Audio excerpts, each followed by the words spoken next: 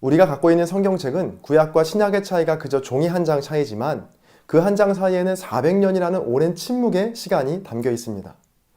신구약 중간기라고도 불리는 이 시기는 다른 말로 침묵기라고도 하는데요. 자, 그렇게 오랜 침묵의 기간을 깨고 하나님은 주의 사자를 통해 다윗의 자손 요셉에게 말씀하십니다. 자, 본문 21절입니다. 아들을 낳으리니 이름을 예수라 하라. 이는 그가 자기 백성을 그들의 죄에서 구원할 자이심이라 하니라. 아멘. 자, 그리고 다음 절에서 예수 그리스도의 탄생의 이유에 대해 이렇게 말하죠. 22절입니다. 이 모든 일이 된 것은 주께서 선지자로 하신 말씀을 이루려 하심이니. 다시 말하면 예수님의 탄생은 어느 한 사람 또 한순간에 일어난 우연적인 사건이 아니라 하나님께서 오랜 세월 수많은 선지자들을 통해 예언하신 말씀에 대한 성취, 즉 응답이라는 것이죠. 이것이 바로 마태복음이 계보, 즉 족보 이야기로 시작되는 이유이기도 합니다. 본문 1절 함께 보실까요? 아브라함과 다윗의 자손 예수 그리스도의 계보라. 1절부터 17절까지는 조금은 지루한 족보 이야기가 나오죠. 이 족보를 읽다 보면 우리들이 익히 잘 아는 이름들도 있지만 전혀 생소한 이름들도 있습니다.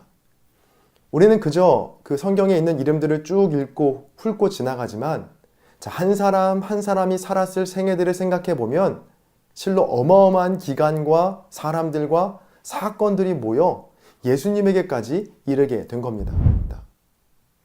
자, 그런데 이 마태복음 1장에 나오는 이 족보가요, 당시 고대 근동 시대의 다른 족보들과 확연히 다른 점이 하나 있습니다.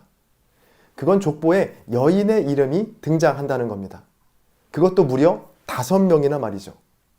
고대까지 거슬러 올라갈 것 없이 우리나라만 해도 여자의 후손이 족보에 올랐다고 화제가 된 것이 불과 2002년도입니다. 자, 그러니까 고대 사회에서 여자의 이름이 그것도 5명씩이나 족보에 오른다는 건 상상할 수도 없는 일이죠. 그런데 더더욱 놀라운 사실은 이 5명의 여인들 중 예수님의 어머니 마리아를 제외하면 모두 이방 여인들이었다는 겁니다. 다말과 라합은 가나안 사람이었고요. 룻은 모압 사람이었죠. 또 밧세바는 정확한 출신이 어디인지 기록되어 있지 않지만 그의 남편이었던 우리아가 헷사람이었던 걸로 보아서 밧세바 역시 헷사람일 것이라는 의견이 지배적입니다. 자, 그리고 또 어느 한 사람 평탄한 삶을 살지 못했습니다. 다말은 시아버지 유다를 속여 자신과 동침하게 만들었고요. 둘 사이에 베레스와 세라를 낳게 됩니다. 또 여리고 성읍에 살았던 라합의 직업은요, 기생이었죠. 모압 여인 룻은 남편을 잃고 시어머니를 따라 낯선 땅에서 이민 생활을 해야 했고, 우리아의 아내였던 밧세바는 다윗 왕의 범죄로 한순간에 남편을 잃게 됩니다. 그렇게 낳은 아들이 바로 솔로몬이죠. 예수님의 어머니 마리아 또한 결혼하기도 전에 아이를 잉태해야 하는 곤란한 상황을 겪게 됩니다. 5명 모두 예수님의 족보에 기록된 이름이라고 하기에는 어딘가 어울리지 않는 이름들입니다. 수치와 죄악과 치부를 그대로 드러내는 예수님의 족보를 볼 때 제가 생각났던 단어가 하나가 있었는데요. 그건 바로 비틀걸음이었습니다. 올바로 걷지 못하고 쓰러질 듯 걷는 걸음이죠. 자, 그리고 다시 자세히 또 이 1장의 이름들을 보다 보니까요, 인류의 구원자, 메시아의 족보와는 어울리지 않는 지우고 싶은 이름들이 많이 보였습니다. 먼저 3절에 나오는 세라인데요. 예수님은 베레스와 세라 중 베레스의 후손이셨기 때문에 이 세라라는 이름을 빼도 전혀 이상할 것이 없습니다. 아니, 이 세라를 빼는 것이 훨씬 더 자연스럽죠. 그러나 성경은 유다가 다말에게서 낳은 베레스와 세라, 이 둘 모두를 넣고 있습니다. 마치 유다와 다말과의 동침 사건을 굳이 떠올리게 하려는 듯 보이죠. 그리고 빼고 싶은 또 하나의 이름은 6절에 나오는 우리아인데요. 다윗은 밧세바에게서 솔로몬을 낳았다고 하면 될 것을 이 밧세바라는 이름 대신 굳이 우리아의 아내로 바꿔서 다윗의 범죄를 상기시키려는 듯 보입니다. 도대체 성경은 왜 예수 그리스도의 계보, 즉 족보에 굳이 넣지 않아도 될 이름들을 넣은 것일까요? 의롭게, 좀 떳떳하게 산 사람들만 넣어도 부족할 판에 왜 이렇게 비틀거리는 인생을 살았던 사람들까지도 기록했던 것일까요? 바로 하나님은 우리의 비틀걸음까지도 빛의 걸음으로, 즉 빛의 자양분으로 삼으실 수 있는 분이시기 때문입니다. 야곱의 속임수가, 유다의 일탈이, 또 다윗의 범죄가 예수 그리스도의 나심을 막아서지 못했습니다. 그런 수치와 아픔과 죄악까지도 빛의 거름으로 사용하셔서 마침내 예수님을 이 땅에 보내시고야마는 하나님의 열심, 이 하나님의 놀라운 사랑, 그 은혜 앞에 감격하지 않을 사람이 누가 있겠습니까? 우리 모두도 저마다의 계보를 갖고 있습니다. 지난 우리의 삶을 돌이켜보면 때론 지우고도 싶고 되돌리고도 싶은 죄악과 수치의 순간들이 분명히 있죠. 비틀거름의 순간들입니다. 그러나 하나님의 사랑은, 또 하나님의 열심은 우리의 수치와 죄악과 비틀거름보다 훨씬 더 크십니다. 하나님은 우리의 비틀거름을 빛의 거름으로, 빛으로 나아가게 하는 양분으로 삼으시는 분이십니다. 아브라함 때부터 예수님의 아버지 요셉에 이르기까지 수많은 인생들의 실수와 죄악에도 불구하고 마침내 예수 그리스도를 보내시고 우리를 구원해내고야 마시는 하나님. 혹시 지금의 삶이 너무도 비틀거려서 주님이 나를 포기하신 건 아닐까 의심하셨다면 다시 한번 임마누엘의 주님을 붙드시기 바랍니다. 인간의 모든 실패와 실수 속에서도 예수님은 이 땅에 오셨고요. 또 지금도 우리와 함께 하십니다. 그 주님께서 비틀거리는 인생 또한 영원한 하나님의 나라로, 또 구원으로 반드시 인도해 주실 줄로 믿습니다. 그 은혜를 붙들면서 다시금 구원의 감격을 누리시는 여러분 모두가 되시기를 주님의 이름으로 간절히 축복합니다. 마태복음 2장입니다. 예수님께서 유대 땅 베들레헴에서 태어나시자 동방으로부터 박사들이 예루살렘을 찾아오죠. 우리에게는 동방박사라고 알려진 이 사람들이 어디 출신인지 또 몇 명이 왔는지는 정확히 알 수는 없습니다. 그러나 성경을 연구하는 학자들은 여기에서 말하는 동방은 아마 페르시아일 것이라 라고 주장하고요. 또 이 박사라는 단어는 헬라어 마고스라는 말인데요. 고대 점성가를 뜻합니다. 이 고대 점성가는 당시의 왕의 최측근이었습니다. 별의 움직임을 관측하며 하늘의 뜻을 연구했던 고위 관료들을 뜻하는 말이 바로 이 마고스 박사였습니다. 또 동방박사가 몇 명이었는가? 여기에 대해서도 여러 말들이 있는데요. 전통적으로는 동방박사들이 드린 예물의 개수가 황금과 유향과 모략 이렇게 3개이니까 박사들 또한 3명이라는 주장입니다. 그러나 한편 동방박사들은 꽤 많은 무리였을 거란 의견도 있습니다. 본문 3절에 보면 헤롯 왕과 온 예루살렘이 듣고 소동한지라 라는 말이 나오는데요. 온 예루살렘이 소동할 정도라면 꽤 많은 무리의 동방의 박사들이 왔을 거란 주장이죠. 이 그림은 프랑스의 화가 제임스 티소의 동방박사의 여정이라는 작품인데요. 개인적으로 동방박사의 모습이 아마 이런 모습이 아니었을까 라고 생각되어지는 작품인데요. 1600km라는 정말 매우 긴 여정, 그 긴 여정의 모습을 아주 사실적으로 표현한 작품으로 보여서 제가 가져와 봤습니다. 어쨌건 지금 페르시아에서 고위 관료들이 예루살렘으로 방문한 겁니다.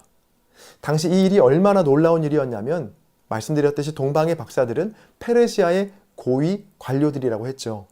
그 관료들이 무려 1600km나 떨어진 예루살렘에 무리지어서 도착한 겁니다. 당시 로마의 힘이 막강하긴 했지만 페르시아도 만만치 않았거든요. 로마와 견줄 만한 페르시아 제국의 고위 관료들이 예루살렘으로 방문한 겁니다. 그 방문 자체만으로도 정말 놀랄 일이죠. 그런데 그들이 찾아온 이유가 더욱 놀랍습니다. 유대인으로 왕으로 나신 이에게 경배를 드리러 왔다라는 이유였습니다. 그런데 번지수를 잘못 찾았죠. 유대인의 왕으로 나신 예수 그리스도는 예루살렘이 아닌 베들레헴에서 나셨거든요. 1600km의 긴 여정을 실수 없이 해오던 동방박사들이 이 마지막 순간에 실수를 저지른 겁니다. 이들의 사소한 실수가 불러온 결과는 끔찍했죠. 유대인의 왕으로 나신 이를 찾아왔다는 이들의 말이 당시 유대 땅을 다스리고 있던 헤롯 왕의 심기를 건드렸습니다. 헤롯 왕과 온 예루살렘이 이 소식을 듣고 소동했고 결국 베들레헴에 있는 2살 이하의 아이들이 모두 죽게 되는 끔찍한 결과를 낳게 됩니다. 저는 이 본문을 읽을 때마다 이런 의문이 들었습니다. 별을 관측하는 것에서만큼은 전문가였던 동방 박사들이 왜 이런 치명적인 실수를 저질렀을까? 1600km나 되는 거리를 실수 없이 잘 오던 박사들이 왜 코앞에서 베들레헴이 아닌 예루살렘에 들어가는 실수를 저지른 것일까? 이런 동방 박사들의 치명적인 실수의 이유에 대해 성경이 말하고 있지 않기 때문에 정확한 이유는 알 수 없지만요. 저와 함께 한번 이렇게 상상해 보시죠. 별을 따라 길을 가기 위해서는 낮에는 이동할 수 없고 밤에만 이동이 가능했겠죠. 자, 그렇게 1600km의 밤길을 별을 보며 따라왔을 겁니다. 그날 밤 예루살렘 근처에 떠오른 별을 보고 동방 박사들은 확신했을 겁니다. 바로 저곳에서 유대인의 왕이 태어날 것이다. 아침이 밝았죠? 자, 그런 그들의 확신은 더 커졌을 겁니다. 예루살렘 성전의 아름다움과 화려함은 누가 봐도 왕이 태어날 곳이 분명해 보였거든요. 자, 여러분 지금까지 해왔던 방식대로라면요. 다시 밤이 될 때까지 기다렸다가 별이 예루살렘 위에 계속 머물러 있을지 아니면 다른 곳으로 이동할지를 관측해야 했지만 더 이상 관측할 필요를 느끼지 못했을 겁니다. 자, 그렇게 동방 박사들은 주저없이 예루살렘으로 들어간 겁니다. 예루살렘에서 베들레헴까지의 거리는 약 9km 정도입니다. 차로 가면 많이 막혀도 20분 정도 되는 매우 가까운 거리인데요. 상상해 봅니다. 만약 동방 박사들이 예루살렘에서 하룻밤만 더 기다려봤다면 어땠을까? 아마 베들레헴으로 인도하는 별의 움직임을 볼 수 있지 않았을까요? 그렇다면 베들레헴에 있던 아이들의 끔찍한 죽음도 막을 수 있지 않았을까요? 자, 그런데 무조건 동방 박사들을 탓할 수만은 없습니다. 왜냐하면 오늘 우리도 똑같은 실수를 반복하고 있거든요. 베들레헴이 아닌 예루살렘에서 아기 예수님을 찾았던 동방 박사들의 실수를 오늘 우리도 반복하고 있습니다. 예수님은 어디에 계실까요? 많은 재물과 높은 권력, 화려한 건물과 뛰어난 인재들이 모여있는 예루살렘이었나요? 아니면 누구도 주목하지 않았던 베들레헴이었나요? 주님이 계신 곳은 예루살렘과는 가까이 붙어 있지만 예루살렘과는 비교도 안 되는 초라한 베들레헴이었습니다. 별의 최종 목적지는 예루살렘이 아니었습니다. 본문 9절을 공동 번역은 이렇게 옮기고 있습니다. 왕의 부탁을 듣고 박사들은 길을 떠났다. 그때 동방에서 본 그 별이 그들을 앞서가다가 마침내 그 아기가 있는 곳 위에 이르러 멈추었다. 여러분, 별이 마침내 머문 곳은 화려하고 편안하고 안락한 예루살렘이 아니었습니다. 볼품없고 불편하고 더러운 베들레헴, 아기 예수님은 바로 그곳에 계셨습니다. 별이 알려주지 않았다면 절대로 찾을 수 없는 그곳, 아니 별이 아니었으면 가고 싶지 않았을 그곳에 바로 주님이 계셨습니다. 오늘 이 시대에 주님은 어디에 계실까요? 혹시 별의 움직임을 끝까지 살피지 않고 내가 보기에 괜찮은 곳, 적당히 화려하고 안락하고 아름다운 곳에서 여러분도 주님을 찾고 계시진 않았나요? 그렇다면 이제 다시 별의 움직임에 집중해야 합니다. 바로 우리 안에 계신 성령님, 그분이 어디를 향하시는지, 무엇을 기뻐하시는지를 날마다 묻고 또 물어야 합니다. 저와 여러분의 인생 여정이 마지막 순간까지 별의 인도함을 받는, 성령의 인도함을 받는 삶이 되시기를 바랍니다. 아무리 좋아 보여도, 아무리 주님이 기뻐하실 만한 일인 것 같아도 끝까지 성령의 인도하심을 구해야 합니다. 오늘 하루도 확실해 보이는 일 앞에서도 끝까지 주님께 묻고 기도하고 성령의 인도하심을 받는 여러분 되시기를 주님의 이름으로 간절히 축복합니다. 마태복음 26장입니다. 26장은 크게 두 부분으로 나눌 수 있습니다. 먼저 1절부터 46절까지 순환을 위한 준비입니다. 1절부터 16절까지는 죽이려는 자와 죽음을 준비하는 자인데요. 25장을 끝으로 설교와 가르침을 마치신 예수님은 제자들에게 십자가 죽음을 예고하십니다. 자, 바로 그때 이스라엘의 종교 지도자들은 대제사장의 관정에 모여 예수님을 죽일 궁리를 하죠. 이런 생각은 예수님의 제자였던 가룟 유다에게도 있었습니다. 한편 이들과는 다르게 6절부터 13절까지에 보면 예수님의 죽음을 미리 준비한 한 여인의 이야기가 소개되고 있습니다. 한 여인이 매우 귀한 향유 한 옥합을 가지고 예수님의 머리에 부었고 이를 본 제자들은 분개하죠. 비싼 값에 팔아 가난한 자들에게 줄 수 있는 그 귀한 향유를 허비했다라는 이유였습니다. 그러나 예수님은 도리어 그 여인을 칭찬하시며 내 머리에 향유를 부은 것은 바로 나의 장례를 위한 것이라고 말씀하십니다. 다음으로 17절부터 30절까지는 마지막 만찬입니다. 본격적인 십자가 순환을 앞두고 예수님은 제자들과 마지막 만찬을 함께 하시죠. 이 만찬에서도 역시 너희 중에 한 사람이 나를 팔 것이다 라고 하시며 십자가 순환과 죽음을 예고하십니다. 그러면서 예수님은 인자를 파는 그 사람은 차라리 태어나지 않았더라면 더 좋을 뻔했다라고 엄히 경고하시죠. 자, 어쩌면 이 순간이 가룟 유다에게는 다시 돌이킬 수 있는 마지막 기회였을지 모릅니다.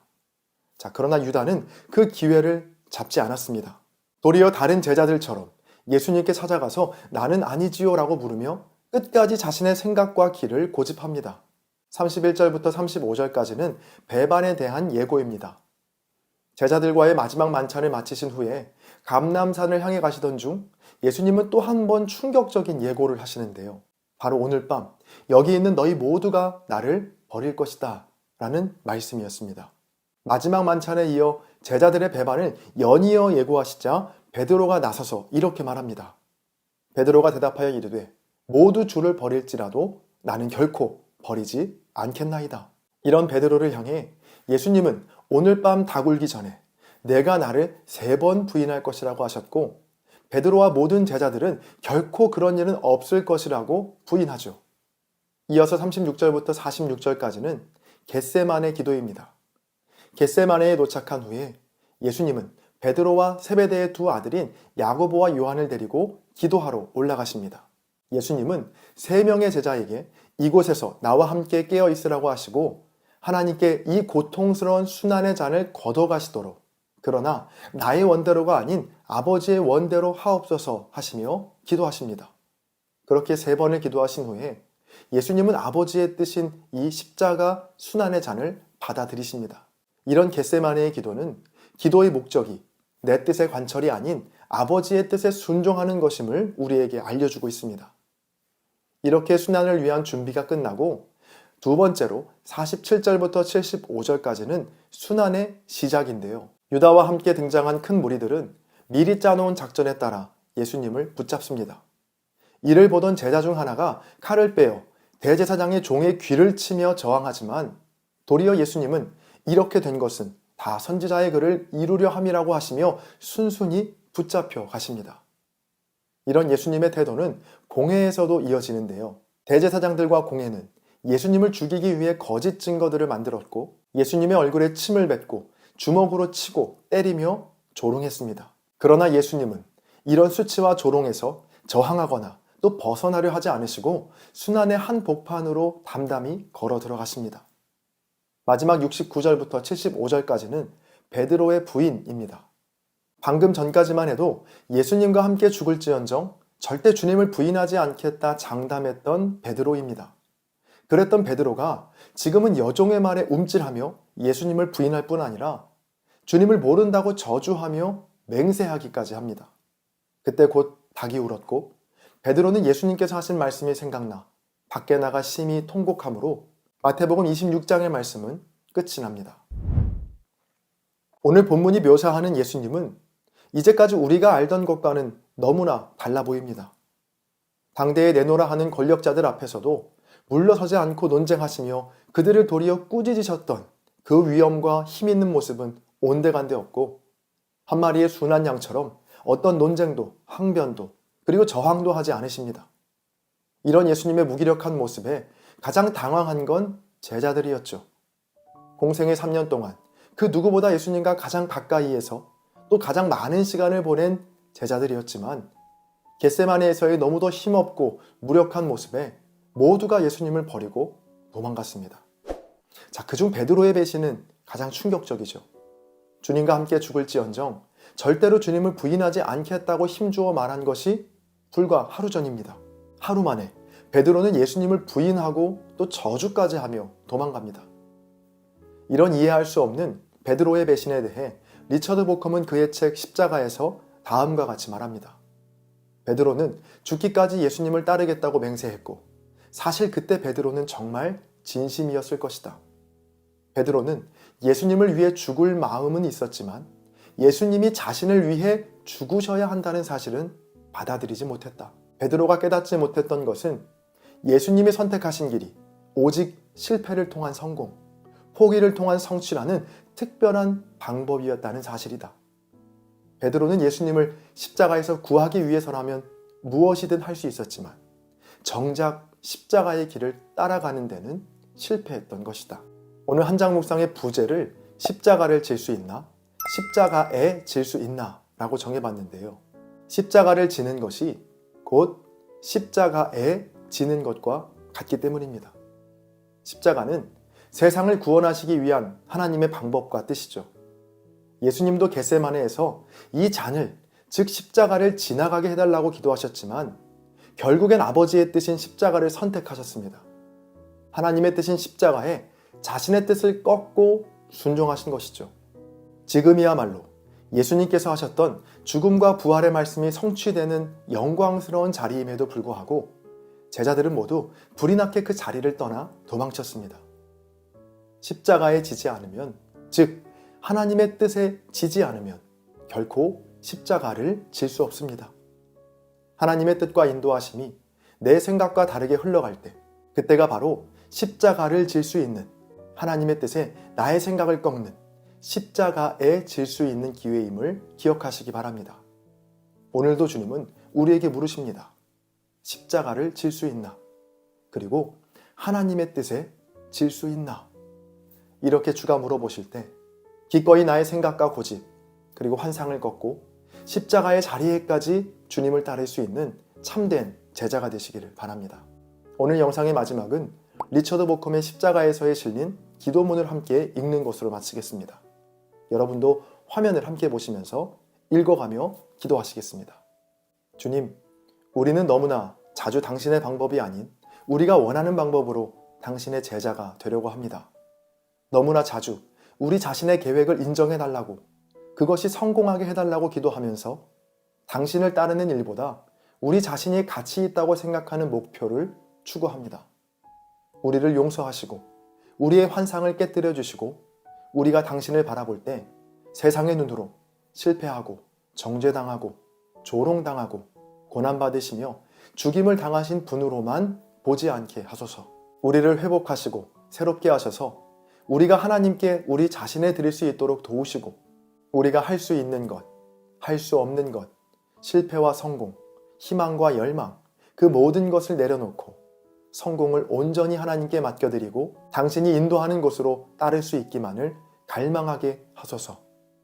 십자가의 길 안에서 우리를 향한 하나님의 은혜를 깨닫게 하시고 실패 속에서 그 은혜가 언제나 더 큼을 알게 하소서.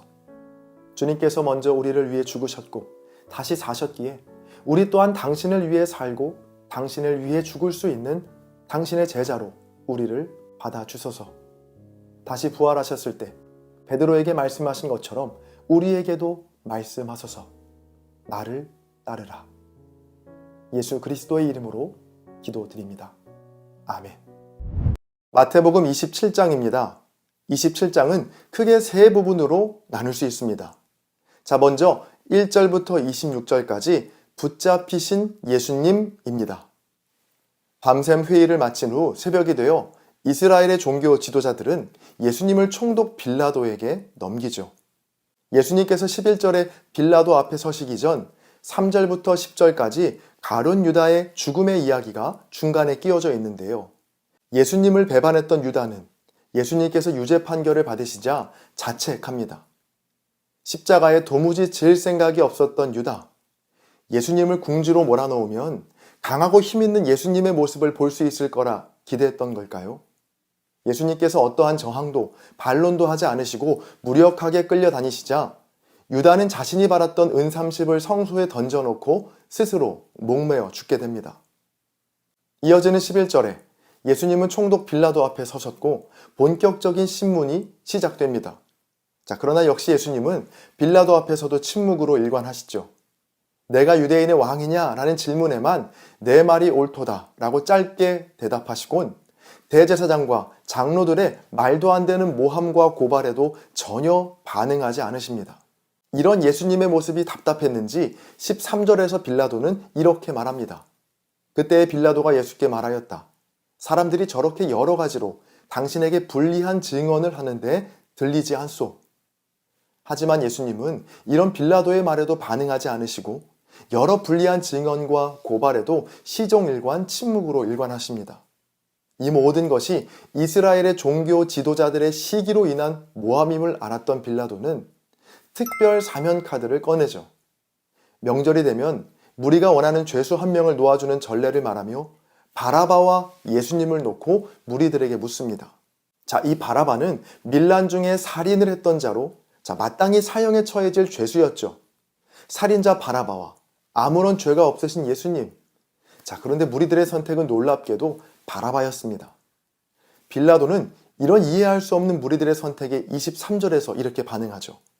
빌라도가 이르되 어찌미냐 무슨 악한 일을 하였느냐.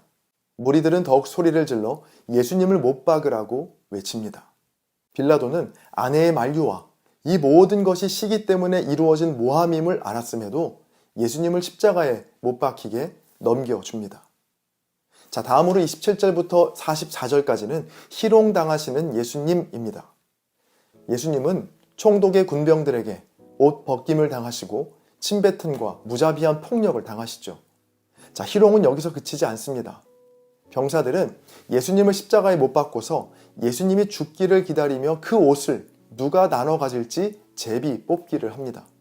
또 길을 가던 사람들은 내가 만일 하나님의 아들이어든 십자가에서 내려오라고 모욕했고, 이스라엘의 종교 지도자들은 그가 남은 구원하면서 자기는 구원하지 못한다라고 하며 지금 십자가에서 내려오면 믿겠다라고 조롱합니다.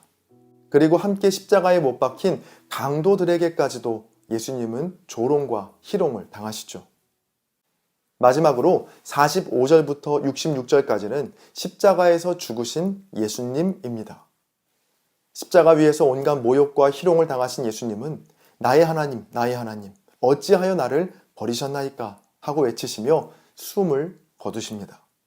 자, 그 순간 성전의 휘장이 위로부터 아래까지 둘로 찢어졌고 땅이 진동하고 바위가 터지며 무덤이 열리는 등 기이한 일들이 일어나죠. 이를 본 백부장과 그와 함께 있던 자들은 심히 두려워하며 예수님께서 하나님의 아들이셨음을 고백하게 됩니다. 예수님의 죽음 이후 아리마대 사람 요셉은 예수님의 시체를 깨끗한 세마포로 싸서 자신의 새 무덤에 주님을 모십니다. 이에 반해 이스라엘의 종교 지도자들은 예수님께서 생전에 죽으시고 3일 만에 다시 살아날 것이라고 하신 그 말씀이 생각나 경비병을 세워 무덤을 단단히 지키게 하는 것으로 마태복음 27장은 끝이 납니다. 오늘 본문이 묘사하는 예수님은 너무도 나약하고 무력하고 또 무능해 보이기까지 합니다. 붙잡히시고 희롱당하시고 못 박히시고 죽으신 예수님. 정말 이 예수님이 우리가 알던 예수님이 맞나 싶을 정도로 당황스러운 모습이죠. 자, 여러분, 복음서를 읽다 보면 공통적인 흐름이 하나 있는데요. 예수님의 놀랍고 신비한 기적들이 복음서 초반부에는 자주 등장하다가 마지막으로 갈수록 점점 그 기적이 자취를 감춘다는 겁니다. 예수님을 향한 무리들의 환호도 공생의 후반부로 갈수록 조롱과 모욕으로 바뀌게 되죠. 자, 그 절정이 바로 십자가 사건입니다. 너무도 쉽게 십자가에 달리시고 죽으신 예수님. 이런 예수님의 패배, 예수님의 굴복이 우리에겐 낯설고 또 피하고 싶은 일이지만 예수님께는 그렇지 않았습니다. 자, 지금까지 놀라운 기적을 베푸신 이유와 많은 사람들을 먹이시고 고치시고 심지어 죽은 나사로까지도 살리셨던 목적이 바로 이 십자가 죽으심에 있었기 때문입니다. 사실 이 십자가 순환과 죽음은 예고 없이 닥친 일이 아니었습니다. 이미 마태복음 16장과 17장, 20장에서 3번이나 말씀하셨던 일이죠. 오늘 본문에 나오는 예수님의 모습이 우리가 보기에는 이스라엘의 종교 지도자들과 또 무리들에게 패배하고 굴복하는 것처럼 보이지만 실은 그 반대입니다. 이 모든 일들은 예수님께서 미리 예고하신 일이었고 하나님의 말씀을 이루어가는 과정이었다는 겁니다. 하나씩 살펴볼까요? 먼저 예수님께서 이스라엘의 종교 지도자들에게 붙잡히시고 빌라도에게 넘겨지시는 것, 이것도 지난 20장에서 이미 말씀하신 일이었습니다. 또 유다가 던진 은 30으로 대제사장들이 토기장이의 밭을 산 것은 예레미야 19장과 스가랴 11장 13절의 말씀의 성취였죠. 빌라도의 신문에 아무런 대답도 하지 않으신 예수님의 모습도 이사야 53장 7절 말씀의 성취였고, 채찍질 당하신 이 예수님의 모습 또한 이사야 53장 5절 말씀의 성취였습니다. 그리고 군병들이 예수님께 침을 뱉고 예수님의 머리를 때리는 모습은 이사야 50장 60절 말씀의 성취였고, 예수님의 옷을 제비 뽑아 나누는 것이나 십자가 밑에 있는 사람들이 하는 조롱과 모욕의 말들은 시편 22편과 시편 69편의 성취였습니다. 자, 그리고 34절에서 쓸개 탄 포도주를 거부하시는 모습은 시편 69편 21절 말씀의 성취였고, 다른 강도들과 함께 십자가에 매달리신 것 또한 이사야 53장 12절 말씀의 성취였습니다. 마지막으로 예수님의 죽음 이후 아리마대의 부자 요셉이 예수님의 시체를 자신의 무덤으로 모시는 것 또한 이사야 53장 9절 말씀의 성취였습니다. 이처럼 예수님의 십자가 순환과 죽음은 느닷없이 들이닥친 사고가 아니었습니다. 도리어 오래전부터 예언하신 말씀이 성취되는 영광스러운 과정이었죠. 제가 오늘 마태복음 27장의 제목을 위대한 굴복, 아름다운 패배라고 정해봤는데요. 바로 말씀의 성취와 하나님의 뜻을 위한 굴복과 패배야말로 위대하고 아름다운 일이기 때문입니다. 여러분은 어떠신가요? 말씀 앞에서, 하나님의 뜻 앞에서 나의 뜻을 굴복시키고 패배를 감수했던 적이 있으신가요? 죽음을 넘어 부활을 살다 라는 책에 실린 송강호 박사의 글을 소개해드리겠습니다. 우리는 예수 그리스도와 의를 위해서 핍박받았던 그리스도인들의 생애와 죽음을 통해 감추어진 역사의 진실을 배워야 한다. 삶의 의미는 이기는 데 있는 것이 아니라 패배하는 데 있다. 한 번 혹은 몇 번의 패배로 물러나는 미완성의 패배가 아니라 어떤 시련과 절망도 좌절도 끝내 거부하고 끝없이 패배하는 삶을 한없이 긍정하면서 끝까지 포기하지 않는 삶이 우리의 운명이 되어야 한다. 나는 믿는다. 우리는 패배하고 신은 승리하며 우리는 죽지만 신은 우리를 다시 살려내신다는 진실을. 여러분, 세상은 우리를 성공과 영달의 자리만을 쫓게 만듭니다. 어떻게 하면 이 땅에서 손해보지 않고 살 수 있을까? 말씀과 또 하나님의 뜻에는 귀를 닫고 적당히 불의와 타협하여 내가 가진 재물과 자리를 지켜야 한다라고 우리를 유혹하죠. 그러나 주님은 우리를 위대한 굴복과 아름다운 패배의 자리로 부르십니다. 바로 십자가 순환과 죽음이죠.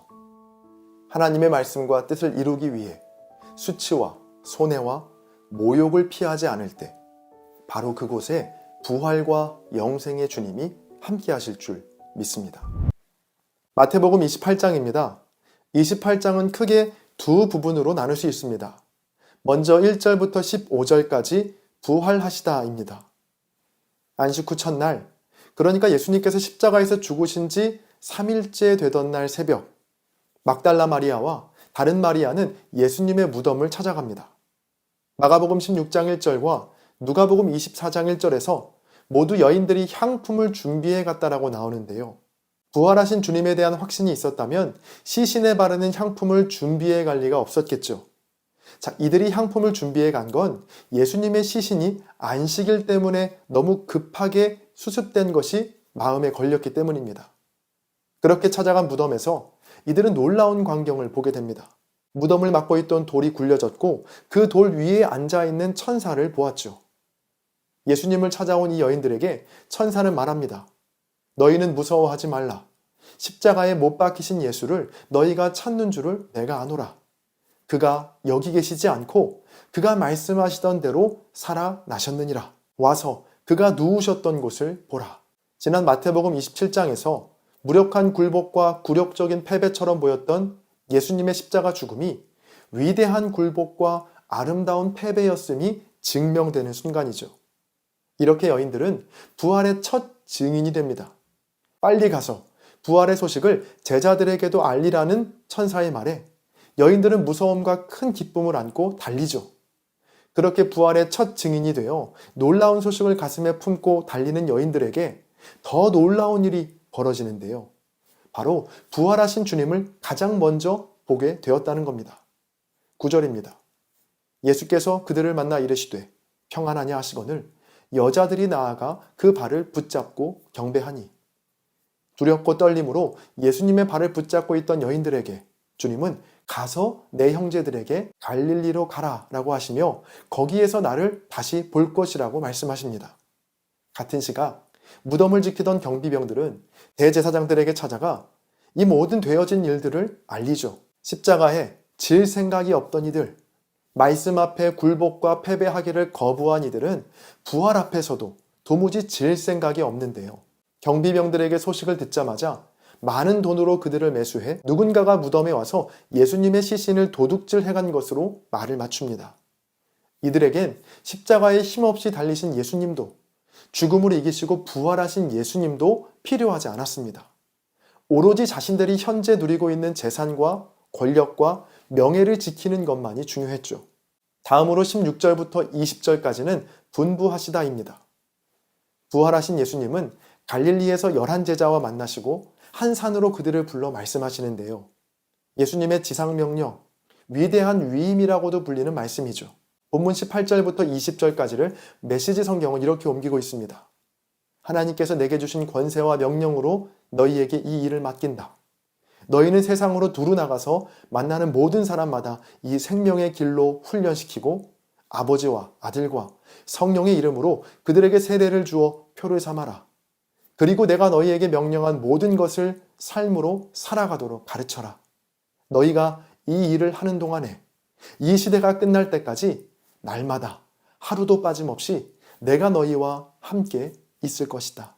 주님께서 이 땅에서 행하신 놀라운 일들을 제자들에게 다시 맡기시며 세상 끝날까지 이 일을 맡은 모든 이들과 항상 함께 하신다라는 약속으로 마태복음의 모든 말씀은 끝이 납니다. 빈 무덤에서 천사가 여인들에게 했던 말은 그가 여기 계시지 않고였죠. 여인들은 무덤에 가면 예수님의 시신을 볼 수 있을 것이라 확신했을 겁니다. 자, 그러니 시신의 바를 향품도 준비해 갔던 것이죠. 그러나 여인들은 무덤에서, 즉 예수님이 있을 곳이라고 생각했던 그곳에서 예수님을 볼 수 없었습니다. 예수님은 여인들이 생각했던 그곳, 즉 무덤에 계시지 않았거든요. 대신 천사가 말한 곳은 갈릴리였습니다. 사실 십자가에서 죽으신 예수님을 다시 보게 될 장소는 무덤이 아닌 갈릴리였습니다. 이미 예수님께서도 지난 마태복음 26장에서 직접 갈릴리를 말씀하셨거든요. 마태복음 26장 32절입니다. 그러나 내가 살아난 후에 너희보다 먼저 갈릴리로 가리라. 그러니까 예수님의 말씀을 정말로 믿었다면, 예수님께서 하나님의 아들 되심을 진실로 믿었다면 여인들과 제자들이 향해야 할 곳은 무덤이 아닌 갈릴리가 되었어야 합니다. 자, 그러나 여인들과 제자들은 갈릴리가 아닌 무덤으로 향했고 그곳에서 천사로부터 그가 여기 계시지 않다라는 말을 들은 것이죠. 주님 계신 곳을 잘못 짚어 헛걸음했던 일은요, 이번이 처음이 아니었습니다. 마태복음 2장에서 동방 박사들이 저지른 실수를 기억하시나요? 동방의 박사들은 머나먼 땅에서 예루살렘까지는 별의 움직임을 잘 따라왔지만 마지막 문턱에서 실수를 합니다. 예수님께서 태어나신 베들레헴이 아닌 예루살렘에서 예수님을 찾았던 것이죠. 자, 그러나 역시 예수님은 그곳에 계시지 않았습니다. 예수님은 오래전부터 하나님께서 말씀하셨던 베들레헴에 계셨죠. 주님이 계시지 않은 곳에서 주님을 찾는 엇갈림. 왜 이런 일들이 일어날까요? 바로 내 생각과 내 마음에 크신 주님을 가두고 통제하려는 교만과 욕심 때문입니다. 갈릴리로 가라는 천사의 말을 듣고 다름질하던 여인들은 예수님을 만나게 되는데요. 자, 부활하신 주님을 보자 여인들은 예수님의 발을 붙잡고 경배합니다. 자, 여러분이 여인들이었다라고 생각해 보시죠. 자, 그 마음이 어땠을까요? 예수님의 시신이라도 보고 싶은 마음에 찾아온 무덤에서 부활하신 주님을 두 눈으로 보게 된 겁니다. 모르긴 몰라도 여인들은 예수님을 아주 꽉 붙잡았을 겁니다. 이번에는 무슨 일이 있어도 예수님과 떨어지지 않으려는 마음이었겠죠. 실제로 여인들이 예수님을 붙잡았을 때 쓰인 이 붙잡다라는 원어를 보면요, 소유하다, 고수하다라는 뜻도 담고 있습니다. 자신의 발을 꽉 붙들고 있던 여인들에게 주님은 말씀하십니다. 이에 예수께서 이르시되 무서워하지 말라. 가서 내 형제들에게 갈릴리로 가라. 거기서 나를 보리라 하시니라. 같은 장면을 담은 요한복음에서 예수님은 나를 붙들지 말라라고 말씀하십니다. 이 장면 역시 주님의 생각과 여인들의 생각에 차이가 나죠.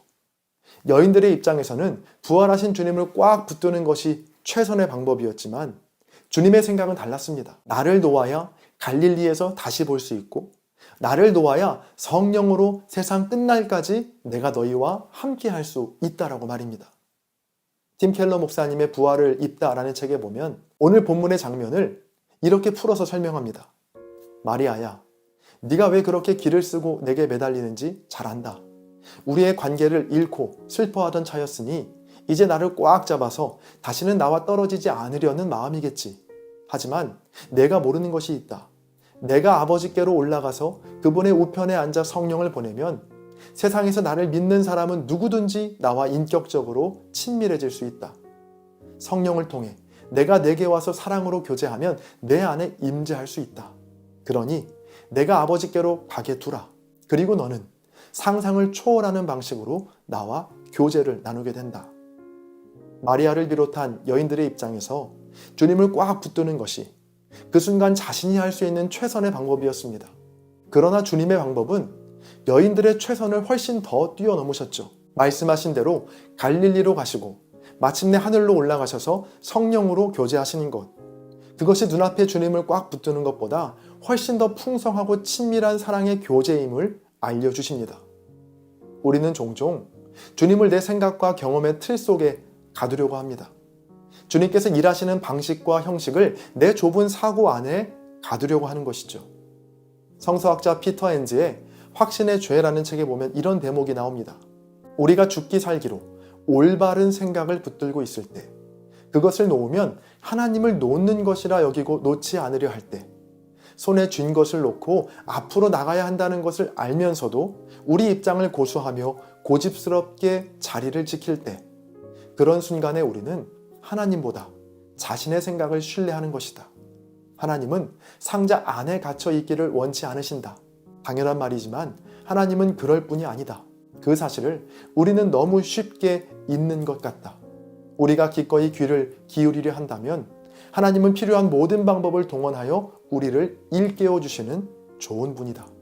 주님은 당신을 붙들고 있는 그 손을 놓고 내 형제에게로, 즉 제자들에게로 가서 부활의 소식을 알리라고 말씀하십니다. 주님의 이 말씀은 여인들에게는 굉장한 도전이었을 겁니다. 꿈에라도 보기를 원했던 주님을 눈앞에 두고 떠나야 한다니요. 아마 주님을 붙들고 주님을 모셔가고 싶지 않았을까요? 그러나 주님은 단호히 말씀하시죠. 나를 붙들지 말고 내 형제에게로 가서 전하라. 그렇게 여인들은 꽉 움켜쥐고 있던 손을 놓고 자신의 최선이라고 생각했던 자신의 확신을 내려놓고 주님이 말씀하신 제자들에게로 갑니다. 그렇게 전해진 부활의 소식은 2000년이 지나 저와 여러분에게까지 전해져 왔습니다. 여러분, 혹시 여러분에게도 이 여인들과 같이 꼭 붙들고 있었던 무언가가 있지는 않으신가요? 그것이 오랜 경험이 만들어낸 확신일 수도 있고 두려움 때문에 참아 놓지 못하는 그 무엇일 수 있습니다. 그러나 그것이 무엇이든 주님은 우리의 생각과 틀을 넘어 일하시는 분이심을 믿으시기 바랍니다. 그것을 놓아도, 아니 그것을 놓을 때야 비로소 주님께서 일하십니다. 혹시 말씀과는 상관이 없는 엉뚱한 곳에서 주님을 찾고 계시진 않으셨나요? 또 내 생각과 경험 그리고 욕심을 고수하며 이것만은 포기할 수 없다라고 붙들고 있지는 않으셨나요? 마태복음을 마치며 나의 생각과 한계 너머에 계신 주님을 신뢰할 수 있는 믿음과 내가 붙들고 있는 것들을 과감히 내려놓을 수 있는 용기가 있기를 바랍니다. 그래서 우리의 생각과 한계를 넘어 일하시는 주님을 생생하게 체험하는 저와 여러분 되시기를 바랍니다.